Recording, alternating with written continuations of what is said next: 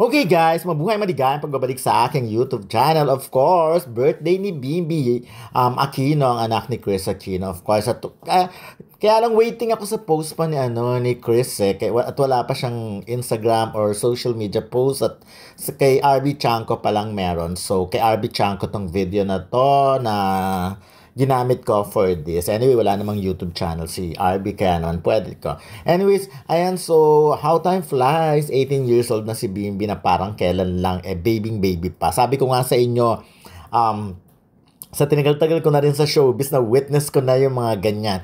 Actually, isa si Bimbi sa mga binyaga na napuntahan ko. Of course, at the time, syempre, parang super chika kami ni Chris Aquino. So, nag-invite siya ng Pining-Pining Press. And I'm lucky. I was very lucky na na-invite ako. So, nag-attend ako doon. And then, parang pining-pili lang kami na nandoon ng mga press. Hindi ganun karami. So, anyways, ayan. So, of course, ang saya-saya nung time na yun. Pero, and then after that, maraming beses ko na rin nakita si Bimbi sa mga, of course, kay Chris Aquino nung nasa ABS-CBN. Kasi si Chris, I remember nag-invite siya sa, halimbawa may show siya. Di ba may show siya, tapos mag-invite siya. There was a time, ako lang yung inimbitan niya, tapos nasa dressing room, while habang mini-makeupan siya, ini-interview ko siya, yung ganon. So, minsan nga, kaya mahihiya ka kasi kala mo maraming kayo, pero pagdating mo doon, mag-isa ka lang. So, anyways, magandang training din naman yon. Kasi baguhan pa lang ako rin nung time na yon. Hindi naman ako ganon katagal sa showbiz noon. So, very lucky. Anyways, ayan na. So, the last time na nakita ko si Bimbi ay nung siguro before pandemic ba yun? Nung nag-announce si Chris na, of course, na meron siyang problema sa business. And at the same time, may problema.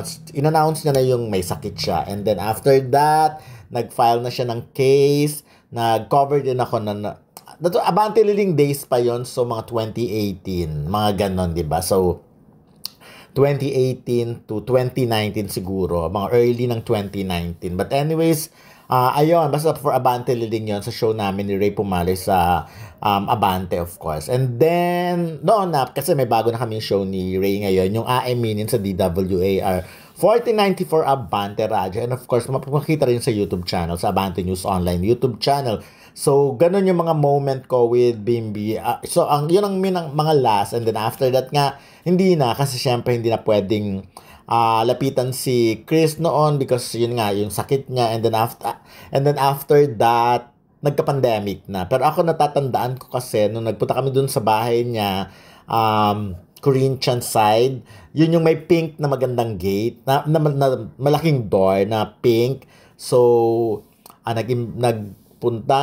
nag-press con, and then nag-interview kami ni Ray Pumalay kay Chris, and then bumaba si Bimbi at nakakatuwa, lahat binabati niya, no? Ang tagal na nun. So, ganun nga kabilis, 18 years old na siya, at talagang ang ibang-iba ng itsura niya. Sobrang, ang tangkad-tangkad, although matangkad na siya nun, pero ngayon talaga, ang laki ng alam mo yon, yung parang, at the age of 18, parang nag-mature siya ng sobra, mentally tapos pagkausap, nun syempre parang bata-bata pa, baby, but this time talagang So, anyways, ayan, ang dami-daming bumabati, of course, sa kanya. Ayan, sila Vina Morales, happiest birthday, Bimbi, you have such a kind heart. Ayan, mga happy birthday, Bim, from Bianca. Ayun, napakarami. Of course, tinatanong ko anong birthday wish ni Bimbi. Alam naman natin. So, actually, 3 yung cakes na binlow niya kanina. So, sabi 3 wishes din. Pero alam naman natin, hindi ka sinabing birthday wish, pero alam naman natin kung ano yung birthday wish niya. At yun ay yung tungkol sa kanyang ina, na mas lumakas, mas gumaling pa. Yun.